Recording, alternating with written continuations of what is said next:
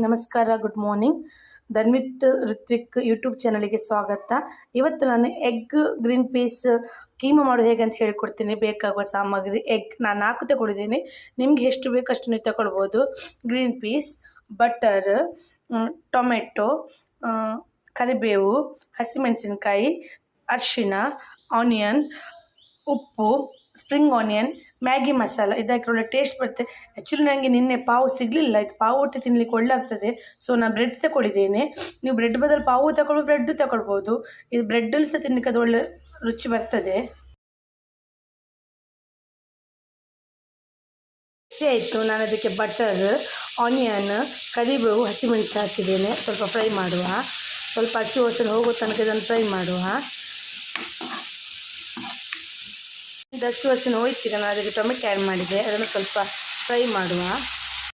ಚೆನ್ನಾಗಿ ಫ್ರೈ ಆಗಿದೆ. ಈಗ ನಾನು ಅದಕ್ಕೆ ಗ್ರೀನ್ ಪೀಸ್ ಹಾಕ್ತಿದ್ದೇನೆ. ಗ್ರೀನ್ ಪೀಸ್ ಆಗಿ ಸ್ವಲ್ಪ ಫ್ರೈ ಮಾಡಿ. ಪೀಸ್ ಆಲ್ರೆಡಿ ಫ್ರೈ ಆಯಿತು. ಅದಕ್ಕೀಗ ಅರಿಶಿನ, ರುಚಿಗೆ ಎಷ್ಟು ಬೇಕಷ್ಟು ಉಪ್ಪು, ಆಮೇಲೆ ಮ್ಯಾಗಿ ಮಸಾಲ,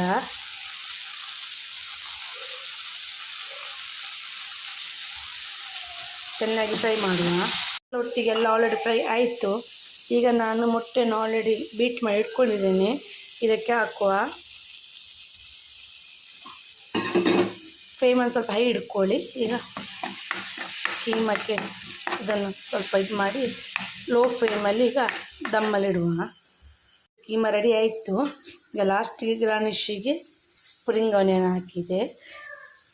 ನಿಮ್ಮ ಕೈಲಿ ಸ್ಪ್ರಿಂಗ್ ಆನಿಯನ್ ಇಲ್ಲದಿದ್ದರೆ ಕೊತ್ತಂಬರಿ ಸೊಪ್ಪು ಸಹ ಹಾಕ್ಬೋದು. ನಾನು ಫೈನಲ್ ಆಯಿತು ಕೀಮಾ. ಈಗ ನಾನು ಪಾವನ್ನು ಫ್ರೈ ಮಾಡ್ತೇನೆ. ಸಾರಿ, ನನಗ ಪಾವು ಅಂದೆ. ಸೊ ನನ್ನ ಕೈಲಿ ಪಾವು ಇರೋದಲ್ಲ, ಬ್ರೆಡ್ ಇರೋದು. ಸೊ ಇದಕ್ಕೆ ಬಟರ್ ಹಾಕಿ 2 ಸೈಡಲ್ಲಿ ಫ್ರೈ ಮಾಡ್ತೆ. ಕೀಮಾ ಬ್ರೆಡ್ ರೆಡಿ ಆಯಿತು. ಈಗ ಮಕ್ಕಳಿಗೆ ಕೊಡ್ತೇನೆ, ನೋಡು ಅವರು ರಿಯಾಕ್ಷನ್ ಹೇಗಿರ್ತದೆ ಅಂತ. ರುಚಿ ನೋಡಲಿಕ್ಕೆ ಕೂತ್ಕೊಂಡಿದ್ದಾರೆ. ರುಚಿ ನೋಡಿ ಹೇಳ್ತಾರೆ ಹೇಗಾಗಿದೆ ಅಂತ ಹೇಳ್ಕೊಂಡು.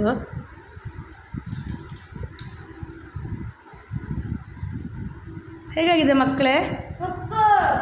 ಹೇಗಾಗಿದೆ ಸಣ್ಣ ಮಗ? Okay, thank you.